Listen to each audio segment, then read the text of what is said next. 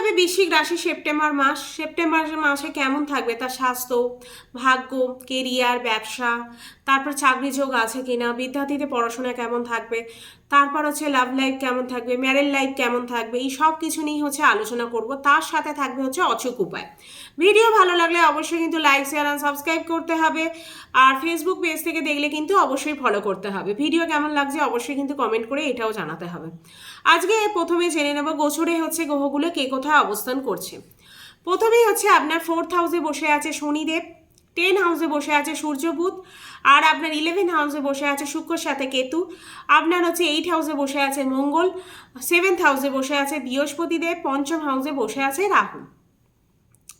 16ই সেপ্টেম্বরে হচ্ছে সূর্য হচ্ছে কন্যা রাশিতে প্রবেশ করবে, 18ই সেপ্টেম্বরে শুক্র হচ্ছে তুলা রাশিতে, 23শে সেপ্টেম্বর বুধ কিন্তু কন্যা রাশিতে প্রবেশ করবে।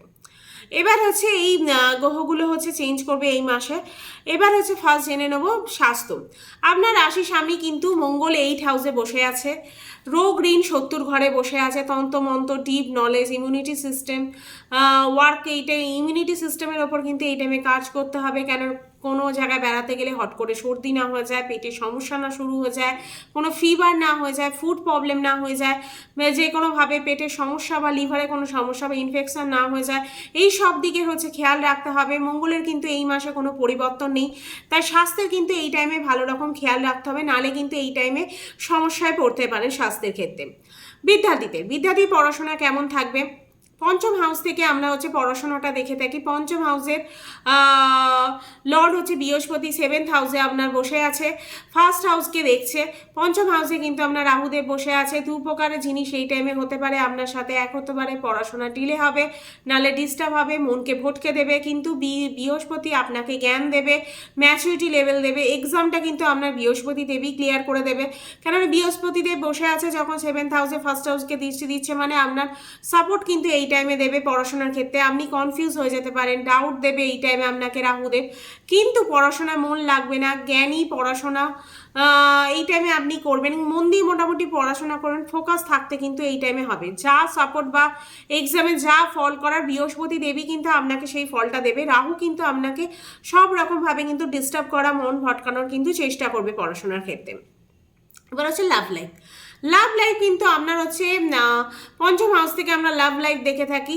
শুক্র 11 হাউসে বসে আছে, পঞ্চম হাউসকে দেখছে, কিন্তু পঞ্চম হাউসে রাহুদেব অলরেডি বসে আছে, তাই কখনো কখনো খুব ভালো হবে আপনার, আবার কখনো কখনো কথা বন্ধ হয়ে যাবে, এরকম একটা টেন্ডেন্সি দেখা যাচ্ছে। বিনা কারণে আপনাদের মধ্যে ঝগড়া লাগতে পারে, বিনা কারণেই আবার আপনাদের মধ্যে কথা বন্ধ হয়ে যেতে পারে, সাডেন কিছু হতে পারে, প্রবলেম হয়ে যাবে, কথা বন্ধ হয়ে যাবে, সাডেন কোনো মেজর প্রবলেম হলো তার জন্য কথা বন্ধ হয়ে যেতে পারে। বৃহস্পতি কেন্দ্রে বসে আছে, মোটামুটি আপনাকে সাপোর্ট করবে, লাভ লাইফটাও কিন্তু আপনাকে বাঁচিয়ে দেবে। কিন্তু নিজেদের মধ্যে এমন কিছু করবেন না যাতে কোনো সমস্যা না সৃষ্টি হয়, না নিজেদের মধ্যে কোনো প্রবলেম না হয়। যা কথা বলবেন একটু ভেবেচিন্তে কথা বলবেন, যা কিছু আলোচনা করবেন একটু ভেবেচিন্তে করবেন, যাতে আপনাদের দুজনের মধ্যে কোনো সমস্যা না প্রবলেম শুরু না হয়ে যায়। এবার হচ্ছে ম্যারেড লাইফ নিয়ে আলোচনা করবো আমরা। 7th হাউস থেকে হচ্ছে ম্যারেড লাইফ দেখে থাকি। 7th হাউসে অলরেডি বৃহস্পতিদেব বসে আছে, 7th হাউসের লর্ড কিন্তু শুক্র 11 হাউসে বসে আছে। লাইফ পার্টনারের গ্রোথ হবে এই টাইমে, ট্রাভেল হতে পারে, ফিউচার প্ল্যানিং এই টাইমে করতে পারেন, কোনো ভালো ডিসিশন নিতে পারেন। কোনো ঝগড়া চলছিল এতদিন দুজনে হাজব্যান্ড ওয়াইফের মধ্যে, বা ফ্যামিলি লোকেদের সাথে কারোর সাথে ঝগড়া চলছিল, সেই প্রবলেমগুলো কিন্তু এবার সলভ হয়ে যাবে, সলিউশন বেরিয়ে আসবে, কোনো প্রবলেম কিন্তু এই টাইমে হবে না। মোটামুটি আপনার ম্যারেড লাইফ খুব ভালো যাবে এই টাইমে। ভাগ্য হচ্ছে আপনার 9th হাউসের লর্ড কিন্তু হচ্ছে চন্দ্রদেব, সে ঘর চেঞ্জ করে দুদিন অন্তর অন্তর, কিন্তু আপনাকে সাপোর্ট পাবেন। সূর্য ভালো স্থিতিতে আছে, মঙ্গল খারাপ আছে একটু, তাই যে কাজটা দুদিনে হওয়ার কথা সেটা কিন্তু 3 দিনে হবে, এরকম একটা হবে, ডিলে হবে। শুভ কাজ, মাঙ্গলিক কাজ কিন্তু আপনার মোটামুটি ডিলে হলেও কিন্তু হয়ে যাবে। মোটামুটি আপনি লাকের একটা সাপোর্ট কিন্তু এই টাইমে আপনি পাবেন, সেটার ক্ষেত্রে সে এমন কিছু সমস্যা কিন্তু এই টাইমে হবে না। তারপর হচ্ছে কেরিয়ার হচ্ছে 10 হাউসে হচ্ছে সূর্য বুধ আছে বসে, বুধাদিত্য রাজযোগ তৈরি করছে। 16ই সেপ্টেম্বর পর কিন্তু আমরা 11 হাউসে চলে যাবে সূর্য দেব। 10 হাউসে সূর্য বসে আছে, তাই এই টাইমে যারা চাকরি খুঁজছিলেন তাদের কিন্তু খুব ভালো চাকরির যোগ তৈরি হচ্ছে। এই টাইমে আপনাকে নেম, ফেম, এনার্জি সব দেবে, কনফিডেন্স লেভেল কিন্তু বাড়াবে, নিজের মতো করে কাজ করবেন, শুধু ডমিনেটিং করার চেষ্টা করবেন না, তাহলে কিন্তু ভালো যাবে না। তারপর কেউ আপনাকে এটা মানাতে পারবে না।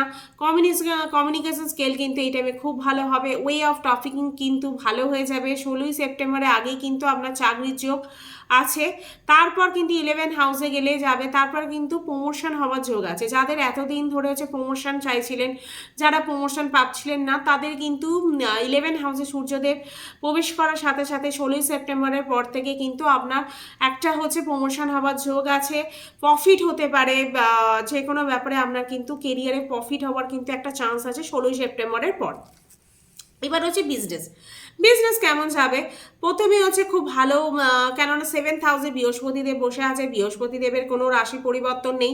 11 হাউসে শুক্র বসে আছে। 8 সেপ্টেম্বরের পর কিন্তু আপনার খরচা হবে, টেনশন হবে, বিজনেসের ক্ষেত্রে দৌড়াদৌড়ি হতে পারে, খরচা কন্ট্রোল করতে হবে আপনাকে। 8 সেপ্টেম্বরের আগে হচ্ছে শুক্রদেব হচ্ছে আপনার ভালো পজিশনে আছে। তারপর কিন্তু এই শুক্র যখনই হচ্ছে ঘর চেঞ্জ করবে, তখনই কিন্তু আপনার খরচার পরিমাণটা কিন্তু বাড়বে। বিজনেসের থেকে দেখবেন টাকা কিভাবে বেরিয়ে আছেন বুঝতে পারছেন না, এরকম একটা টেন্ডেন্সি কিন্তু শুক্রদেব দেবে। এবার হচ্ছে উপায়, কি এমন উপায় করব যে উপায়গুলো করলে হচ্ছে আমার যে ছোটো ছোটো প্রবলেমগুলো হচ্ছে সেগুলো সলভ হয়ে যাবে। প্রথমে মঙ্গল কিন্তু একটু ডাউন আছে, তাই মঙ্গলের বীজ মন্ত্র করতে হবে, হনুমান চালিসা পাঠ করতে পারেন, আর চন্দ্রের বীজ মন্ত্র করতে পারেন।